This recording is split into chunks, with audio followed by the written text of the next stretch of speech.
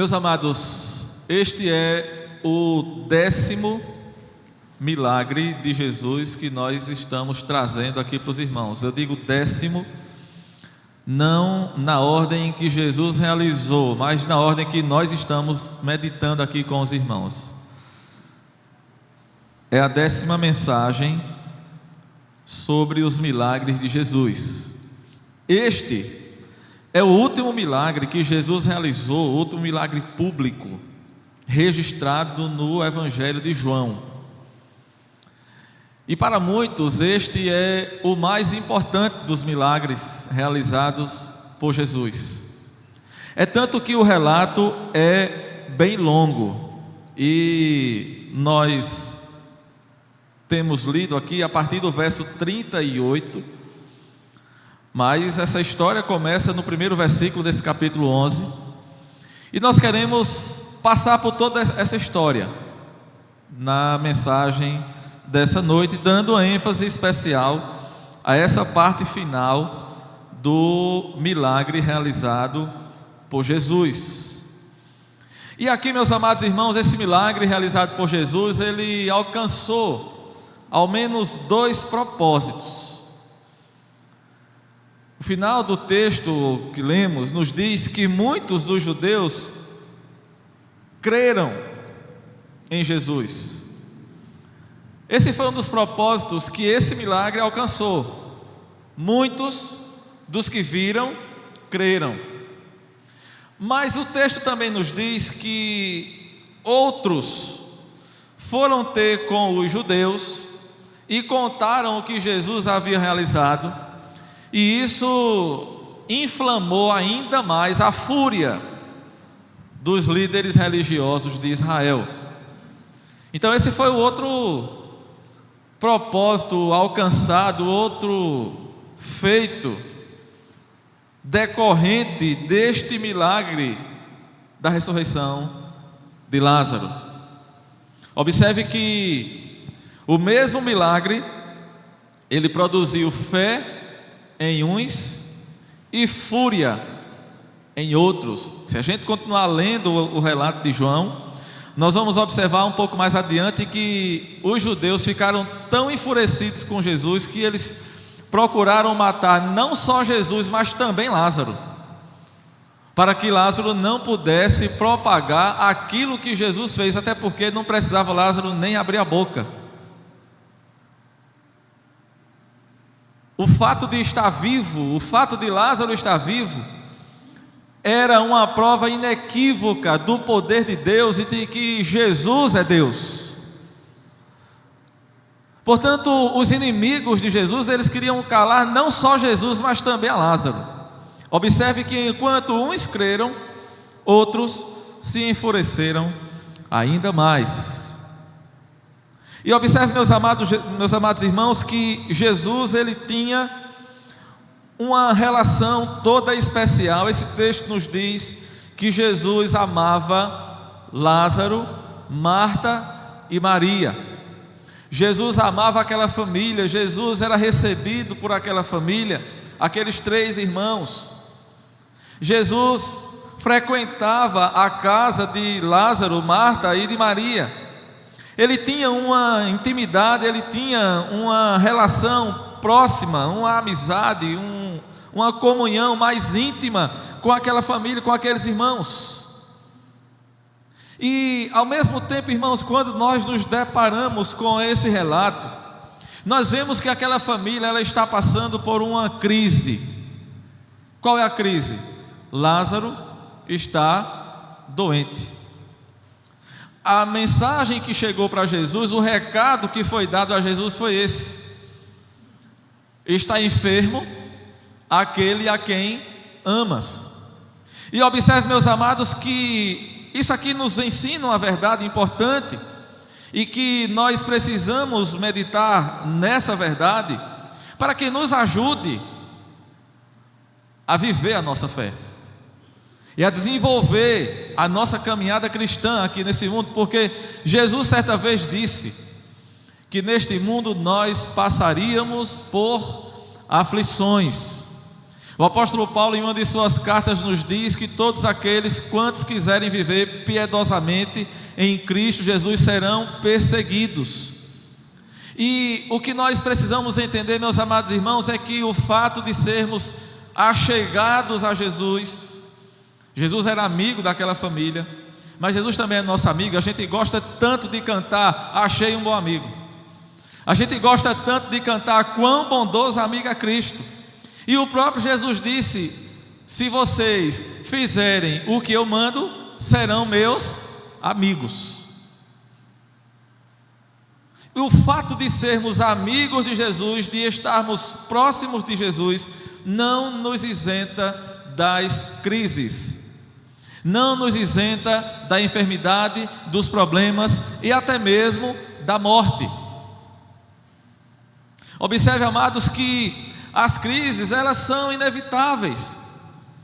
Os problemas são inevitáveis, eles vão acontecer, e ainda mais, eles podem aumentar, eles podem se agravar. O que foi que aquela crise causou naquela família? Observe que a mensagem chega para Jesus, que Lázaro estava doente. Quando Jesus recebe a mensagem, e se demora, e os discípulos o questionam, Jesus responde: Lázaro dorme. Jesus já sabia que Lázaro estava morto. Quando Jesus chegou na casa de Lázaro, já fazia quantos dias que ele havia sido sepultado? 4 dias. Jesus sabia que Lázaro já estava morto. Observe, amados irmãos, que as dificuldades, elas surgem e elas crescem e elas podem nos levar às últimas consequências. Isso pode nos trazer amargura, isso pode nos trazer angústia, isso pode abalar a nossa fé. Observe que quando Jesus se encontra finalmente com Marta e Maria, elas dizem: Senhor, se tu estivesses aqui, o meu irmão não teria morrido. De uma certa forma, amados irmãos, elas estavam angustiadas e ao mesmo tempo elas estavam despejando ali aos pés de Jesus a sua angústia, a sua crise. Elas estavam despejando ali aos pés de Jesus o seu desengano diante da morte. Marta é a primeira, Marta sempre é a primeira, né? Sempre é a mais afoita. E diz: Senhor, se tu estivesse aqui, meu irmão não teria morrido. Mas quando Jesus se encontra com Maria, ela diz a mesma coisa. E observe, amados irmãos, que aquelas duas santas mulheres, elas, na hora da crise, elas fizeram a coisa certa. O que foi que elas fizeram? Mandaram chamar Jesus. Elas mandaram avisar a Jesus que Lázaro estava doente, que Lázaro estava enfermo. Mas quando Jesus chegou diante delas, elas estavam desesperançadas. Elas lançam aos pés de Jesus a sua descrença. E dizem: olha, agora não tem mais jeito, Senhor. Agora é interessante porque elas sabiam que Jesus havia ressuscitado mortos.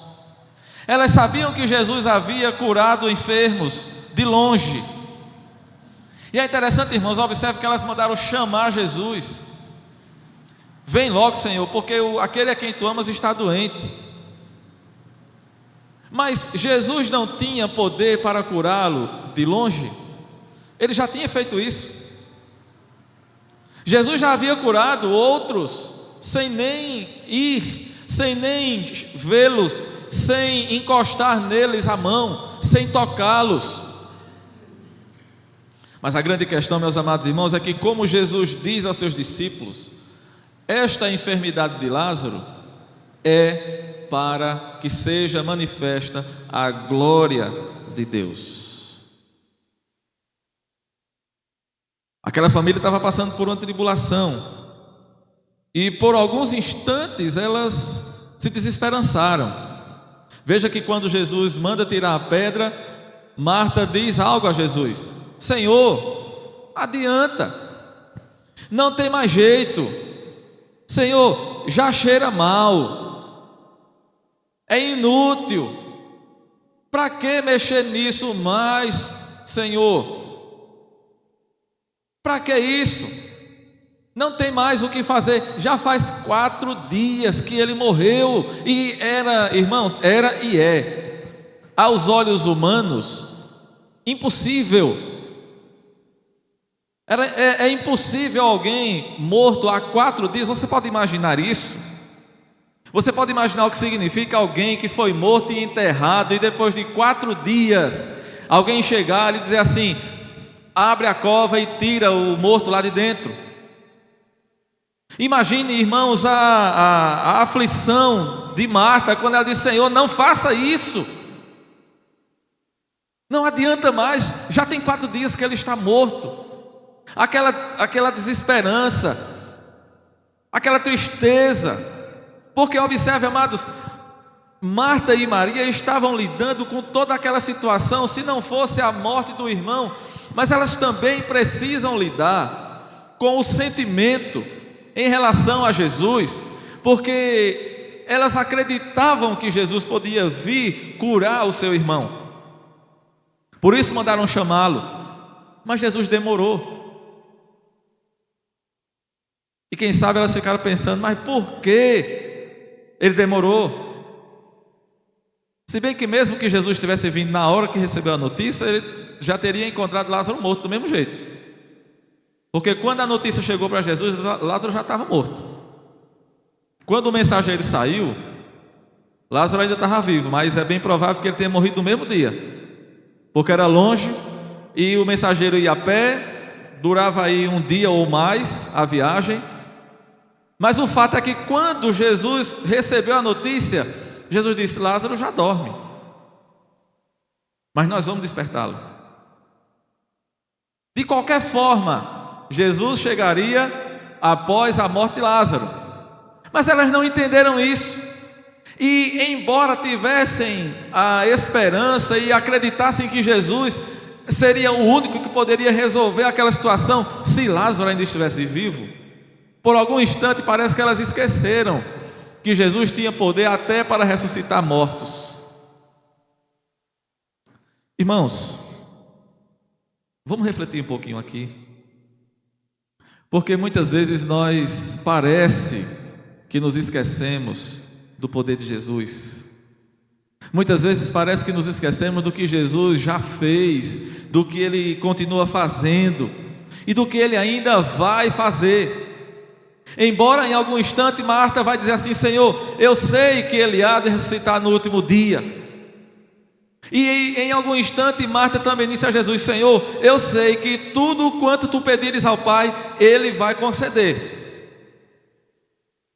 E é interessante, irmãos, observe, ao mesmo tempo nós podemos ver no discurso de Marta, na fala de Marta, crença e descrença, esperança e desesperança, fé e incredulidade. Porque se por um lado ela diz: Senhor, eu sei que tudo quanto tu pedires ao Pai, Ele te dá, Ele te concede. Quando Jesus diz: Marta, não te preocupa não, teu irmão vai ressuscitar, ela diz: eu sei, Senhor, no último dia. Mas tudo que tu pedir ao Pai, eu sei que Ele concede. E quando Jesus então manda tirar a pedra, Marta diz: não faça isso, Senhor, faz isso não. Tu quer que a gente sofra mais? Porque, irmãos, eu fico imaginando a cena, e sempre que eu estou lendo e meditando e estudando um relato bíblico, eu tento entrar na história, eu tento me transportar para lá e tento fazer como quem está ali do lado, sentado, olhando a cena, assistindo aquela cena. E eu fico pensando, se fosse eu e você numa situação dessa, alguém a quem nós muito amamos, morto há 4 dias, você queria que ele fosse desenterrado? Você queria ver alguém abrir a cova, tirar de lá para ver o morto? Eu não ia querer, você também não ia querer. E aparentemente, meus amados irmãos, é até natural a atitude de Marta. Eu e você somos Marta muitas vezes.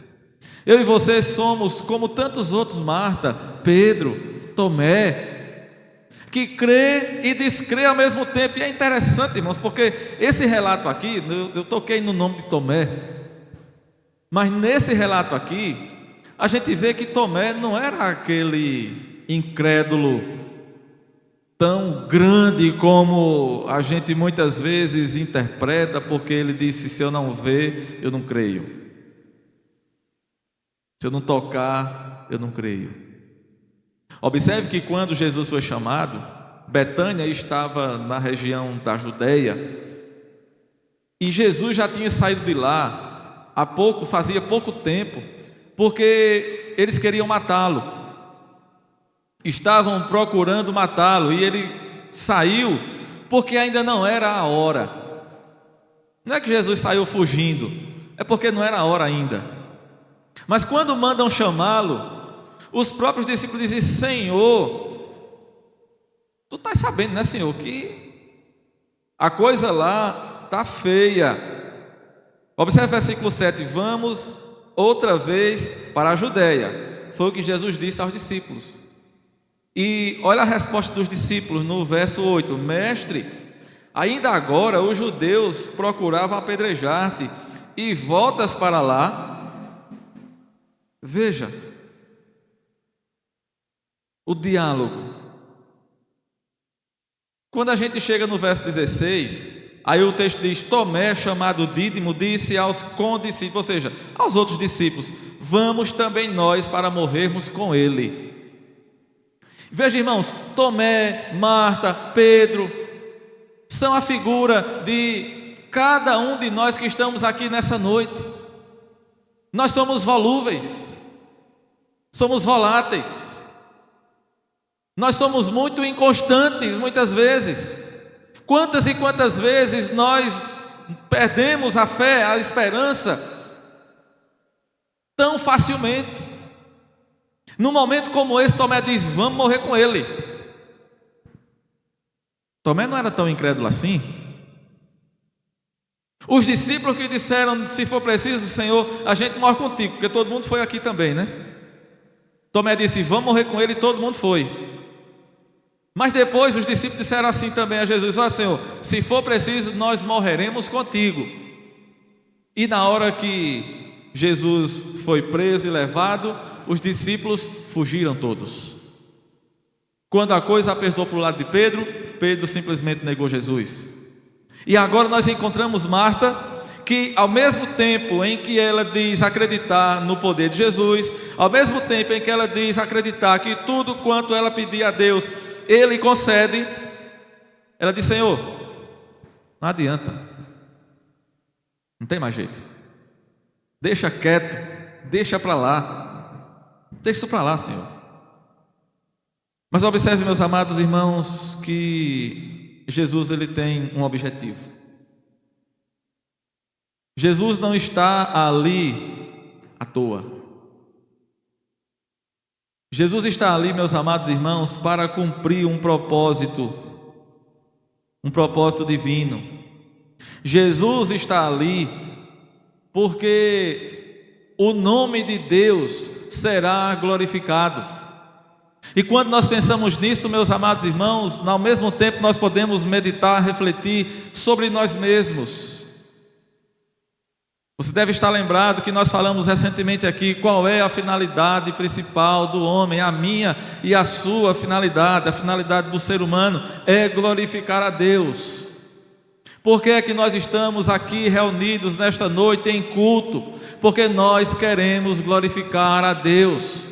Qual é o objetivo deste culto nesta noite? O primeiro é glorificar a Deus. Não nos esqueçamos, irmãos, de que o primeiro compromisso de Deus é com a sua glória. O primeiro compromisso de Deus não é com a igreja. O primeiro compromisso de Deus não é com a salvação dos pecadores. O primeiro compromisso de Deus é com a sua glória, e disto Ele não abre mão. A Escritura nos diz que Deus não divide a sua glória com ninguém, porque Ele é o Deus Criador de todas as coisas, aquele que do nada fez tudo o que existe, aquele que não depende de nada e não precisa de nada, aquele que tudo nele subsiste. Quem é esse Deus? O Deus a quem nós devemos honrar e glorificar. O Deus glorioso, o Deus criador de todas as coisas, o Deus que é um e que ao mesmo tempo é três, como foi cantado hoje aqui. Pai, Filho e Espírito. Espírito, Filho e Pai. Ele é um, mas Ele é três. Ele é glorioso. E eu e você não podemos nem compreendê-lo em sua plenitude, porque homem nenhum jamais poderá fazer isso.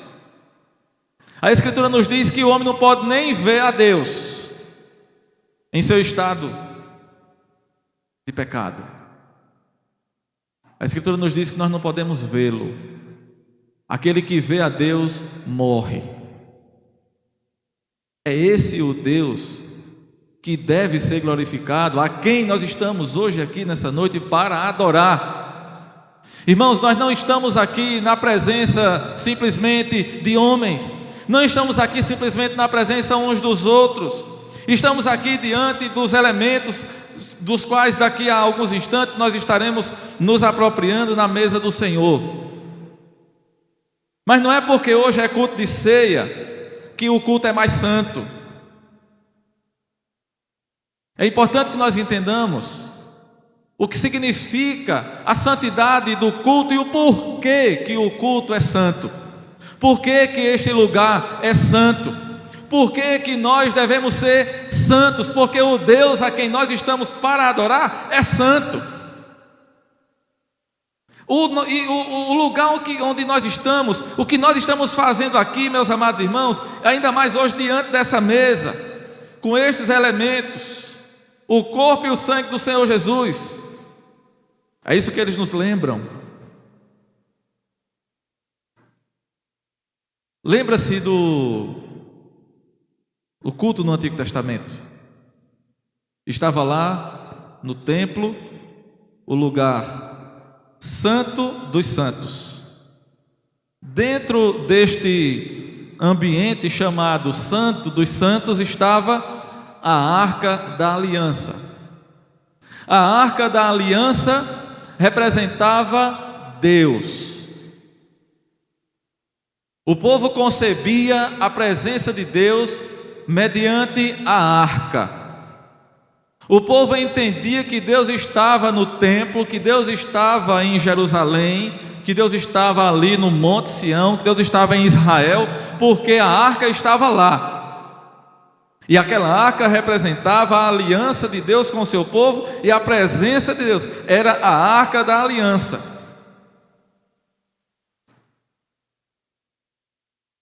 Mas nós não temos mais a arca. A gente não sabe nem onde ela está, ou aonde ela foi colocada. A gente não sabe qual o seu fim, que fim ela levou. Nós não sabemos, a Bíblia não diz. Mas uma coisa nós sabemos, meus amados irmãos: o nosso Senhor Jesus Cristo, o nosso Salvador, Ele foi até o Calvário, Ele foi levantado naquela cruz, e Ele derramou o seu sangue, sangue este, o qual Ele mesmo disse, é o sangue da nova aliança. E todas as vezes que vocês comerem este pão e beberem este cálice, vocês estarão anunciando este evento, estarão anunciando a morte do Senhor Jesus. Todas as vezes que nós comemos o pão e tomamos o cálice, estamos anunciando a morte do Senhor Jesus, a qual nos lembra do seu sangue que foi derramado por nós naquela cruz do Calvário, o sangue da nova aliança. Se antes nós tínhamos a arca da aliança que representava Deus, hoje Jesus cumpre tudo isso. Jesus cumpre todas essas coisas. Tudo nele subsiste. Ele é o centro de tudo, Ele é o centro de todas as coisas.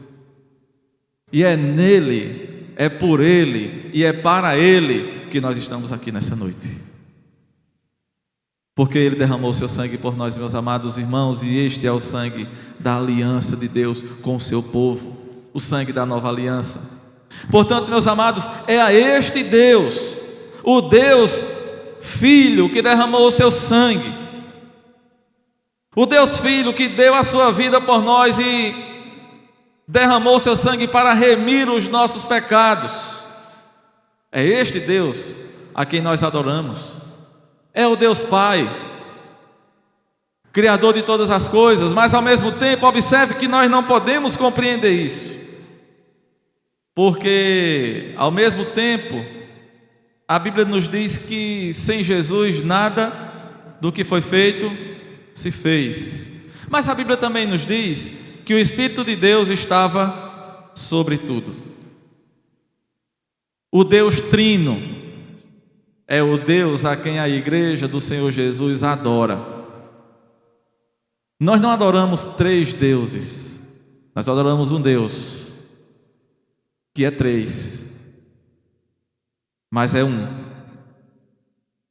que é isso, pastor? Como é que a gente entende isso? Já dizia um homem muito sábio, um grande doutor da igreja do passado: tente entender ou explicar a Trindade, você perde a cabeça.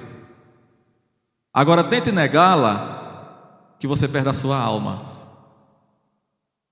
Mas, amados irmãos, Marta e Maria e todos aqueles outros estão diante deste Deus glorioso, Jesus, Deus homem, que se humilhou, que se fez carne e que chorou a nossa dor. Ele morreu a nossa morte. Mas observe, amados irmãos, esse Deus glorioso, grandioso, Criador de tudo e de todos e sustentador de tudo e de todos, sustentador da vida, Ele se faz homem. E para provar que Ele se faz homem, Ele experimenta a nossa dor.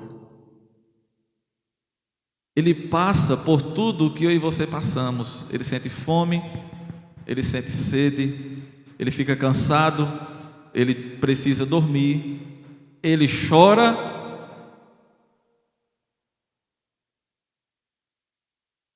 O texto diz que Jesus chorou. Quando disseram: onde é que ele está? Me leva lá. E chegando lá, ele chorou. E muitos têm discutido por que Jesus chorou, qual foi o motivo. É porque ele amava Lázaro. Sim, mas ele não foi para ressuscitá-lo? Por que então Jesus chorou? Jesus chora, meus irmãos, por vários motivos. Ele chora porque ele sente a nossa dor. Ele chora porque ele se compadece de nós, ele se identifica conosco. Ele se identifica com os nossos problemas, ele se identifica com as nossas dificuldades. Por isso ele é aquele que cura as nossas dores, as nossas chagas, as nossas feridas. Mas ele chora, meus amados irmãos, porque ele tem compaixão, ele tem amor. Ele chora porque ele sofre a nossa dor. Jesus é aquele que sabe o que é sofrer. Ele não tinha teto, ele mesmo disse que o Filho do Homem não tem nem aonde reclinar a cabeça. Ele sabia o que era ficar só, porque ele foi abandonado, os discípulos deixaram ele só. Ele sabia o que é ser perseguido, porque ele foi perseguido durante todo o seu ministério, ou seja, desde o seu nascimento. Ele sabia o que era a dor da traição, porque ele foi traído pelo seu amigo, por aquele que ele chamava de amigo. E o seu próprio povo, seus compatriotas, o traíram, escolhendo um malfeitor em seu lugar. E Jesus sabe e sofre a dor da enfermidade.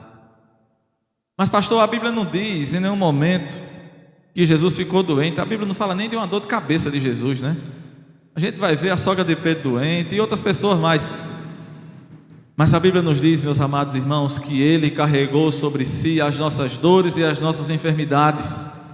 Ele levou sobre si as nossas enfermidades, por isso Ele sabe o que é sofrer. Ele sabe o que é a nossa dor. Por isso, amados, Ele chora. E Ele chora, meus amados, porque ali Ele se encontra diante de um túmulo, diante de duas irmãs chorando, diante de amigos que estão consolando.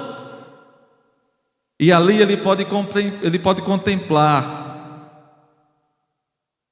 a miséria humana. Ali Jesus pode contemplar a miséria a qual os homens caíram em decorrência do pecado. O salário do pecado é a morte, e nós só morremos porque pecamos. E ali, diante de todos aqueles que estavam presentes naquele túmulo, estava a prova inequívoca do pecado, e do que o pecado pode fazer e do que ele faz. Mas aqui, meus amados, nós estamos diante daquele que tem todo o poder. Ele não somente conhece a nossa dor, Ele não somente sabe qual é o nosso sofrimento, Ele não somente sabe sofrer porque nós sofremos e Ele também, mas Ele nos consola, meus amados. Ele nos consola. Observe que o texto não relata muitos detalhes de como foi a reação de Marta e Maria depois que Jesus ressuscitou Lázaro.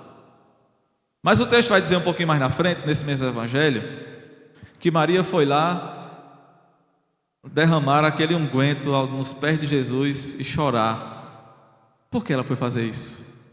Aquela Maria era essa Maria, irmã de Lázaro. Ela foi fazer isso em gratidão.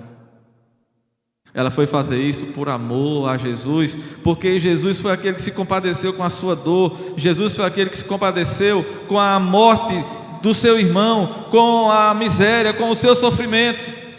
E sabe por quê, meus amados irmãos? Porque, como nós vimos na semana que passou, Jesus venceu a morte. Jesus é aquele que superou a morte, é aquele que venceu o aguilhão da morte, porque a morte não pôde contê-lo. A morte não, como diz uma das músicas que nós cantamos, a morte não o segurou. Ele não ficou lá. A morte não pôde vencê-lo. Então ele dá uma ordem. Ele chega agora diante de todos. No verso 39 ele diz: tirai a pedra. Tira a pedra. E muitos discutem também aqui porque Jesus mandou tirar a pedra. Ele não tem todo o poder? Porque ele mesmo não tirou? Observe, irmãos, Jesus, ele não fazia como esses milagreiros de hoje, né? Milagreiros entre aspas. Esses supostos milagreiros de hoje. Os supostos milagreiros de hoje querem mostrar a todos um pretenso poder para serem glorificados, para serem exaltados, para serem reconhecidos. Jesus não precisava disso, ele nunca fez isso. E aqui, meus amados irmãos, também há uma outra lição importante para nós entendermos e meditarmos aqui. Ele dá uma ordem, observe. Ele tinha todo o poder para ressuscitar Lázaro, mas será que ele não podia tirar a pedra? Podia. A ordem é clara. Mas o que é que Jesus quer nos ensinar com isto? A gente já ouviu muito que aquilo que o homem pode fazer, Deus não faz. Está correto. Os homens podiam tirar aquela pedra, eles só não poderiam ressuscitar Lázaro. E isso foi Jesus quem fez. Mas eles podiam rolar a pedra, então eles o fizeram porque Jesus mandou. E isso aqui, meus amados irmãos, é interpretado por muitos também como uma amostra do que Deus faz conosco na salvação. Veja, meus irmãos, por mais que nós afirmemos a doutrina da salvação e de que, como nos ensina a Escritura, a salvação é uma obra de Deus, do início ao fim. Se não for o poder de Deus e a misericórdia de Deus, ai do homem, ai de todo aquele que achar que pode fazer alguma coisa para a sua salvação. Mas isso aqui também, irmãos, nos leva a refletir que a soberania de Deus não invalida a responsabilidade humana. O homem precisa tomar uma decisão, e a soberania de Deus não invalida essa responsabilidade que o homem tem de tomar a decisão, e especialmente quando o homem rejeita a salvação. Até porque, se nós acreditássemos assim, colocaríamos a culpa em Deus, a culpa da condenação dos ímpios em Deus, e não é. Deus não é o culpado pela condenação dos ímpios. Quando nós respondemos afirmativamente ao chamado de Deus que é apresentado pelo Evangelho, o Evangelho é o chamado de Deus. A pregação do Evangelho é o convite, a pregação do Evangelho é o apelo que Deus faz a todos, como os apóstolos fizeram. A pregação do Evangelho é essa: Deus está chamando a todos para que em toda parte se arrependam. Esse é o convite do Evangelho. E quando o homem responde afirmativamente a esse convite, meus amados irmãos, ele é fruto da misericórdia de Deus, ele é fruto da graça de Deus. É unicamente pela graça de Deus que ele pode responder afirmativamente a esse convite. Mas se ele rejeita, é por causa dos seus pecados, é por causa da sua maldade, é por causa da sua miséria. A miséria que acomete a toda a humanidade, que é resultado do pecado. Observe, amados, Jesus então manda tirar aquela pedra, mas ele, depois que a pedra é tirada, ele faz um convite, não um convite, ele dá uma ordem. Lázaro estava morto. Qualquer outra pessoa poderia gritar, poderia clamar, poderia fazer o que quisesse. Lázaro continuaria lá. Mas quando Jesus falou, Lázaro ouviu. Sabe por quê, irmãos? Porque somente Deus é aquele que tem o poder para ressuscitar mortos. Homem nenhum pode fazer isso. Pregador nenhum pode converter ninguém. Se você acredita que se converteu ou que foi convertido porque foi o pregador fulano de tal, tire isso da sua cabeça, esqueça isso. Se você é um verdadeiro crente, é porque Deus teve compaixão da tua alma e te chamou quando você estava morto.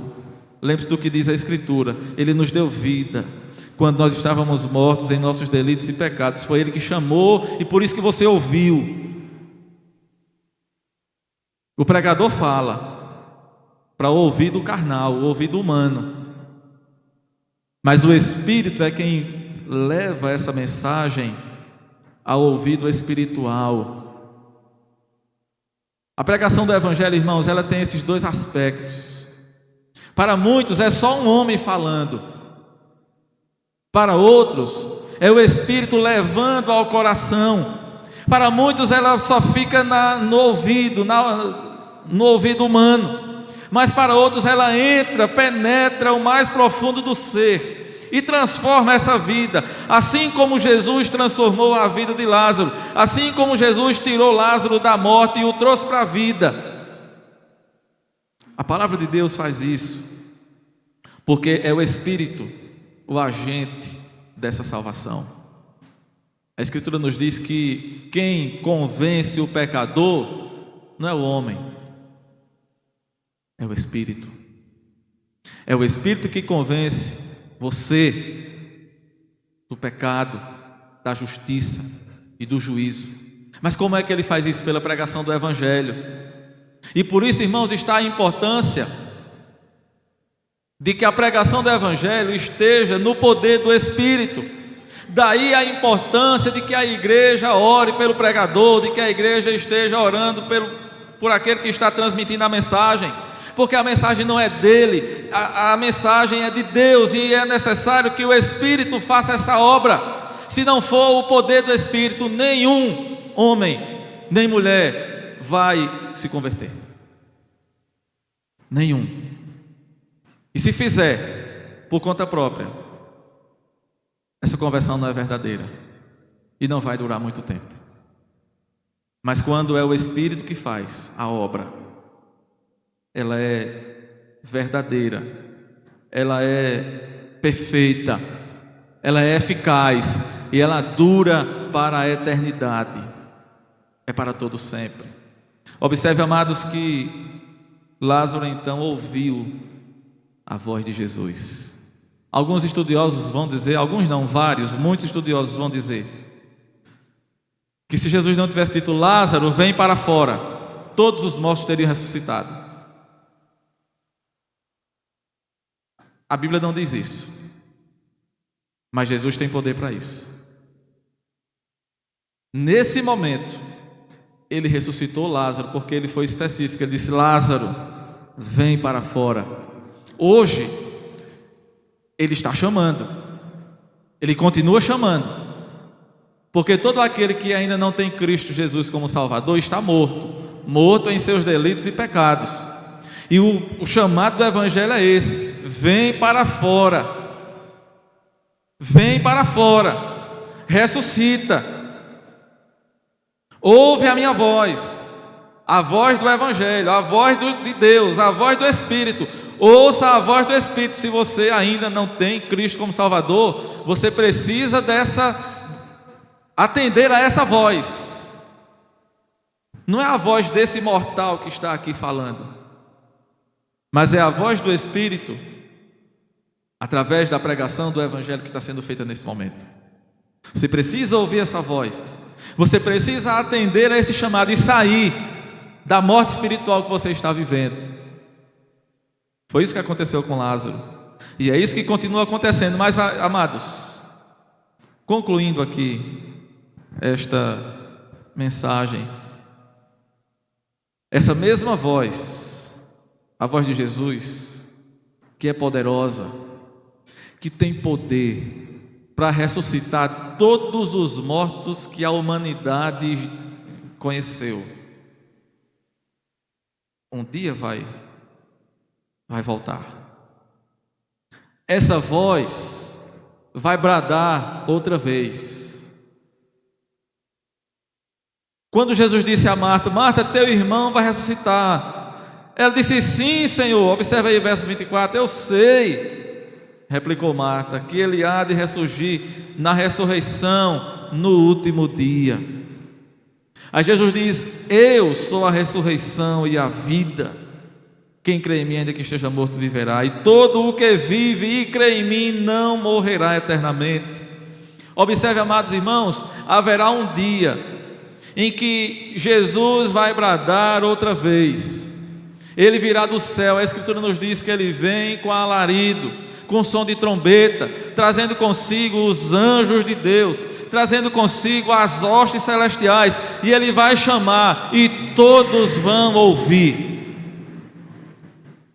Mas a Escritura nos diz que uns ressuscitarão para a vida eterna e outros vão ressuscitar, mas para a vergonha e sofrimento eterno. Em qual grupo você estará? Pense nisso. Jesus ressuscita Lázaro, e é claro que depois ele volta a morrer. E agora, pela segunda vez, Lázaro morre e continua lá. Porque isso aqui aconteceu, irmãos, poucos dias antes da morte de Jesus. E aí, futuramente, quando Lázaro morreu de novo, Jesus já havia morrido, já tinha subido para o céu. E Lázaro morreu de novo e está lá até hoje. Mas haverá um dia em que Jesus vai chamar não somente Lázaro, E aí sim vai se cumprir o que muitos dizem hoje. Muitos dizem que se Jesus tivesse dito apenas vem para fora, todos os mortos teriam vindo. Todos. Mas esse dia chegará. A grande questão é que nesse dia muitos ressuscitarão para a vida eterna, mas outros vão ressuscitar para a morte e o sofrimento eterno. Pense nisso, meu amado, e tome uma decisão. Lembre-se do que Jesus disse: tirai a pedra. Tire a pedra que está no seu coração. Você pode fazer isso. Tire essas amarras. Solte essas amarras. Tire essa pedra que está no seu coração, para que no último dia, eu não sei se eu e você estaremos ainda vivos, mas Jesus vem. E se não estivermos vivos mais, nós ouviremos a sua voz e vamos ressuscitar. E o meu desejo é que todos os que estão aqui, todos os que estão ouvindo essa mensagem, naquele dia, ressuscite para a vida eterna. Que Deus nos abençoe.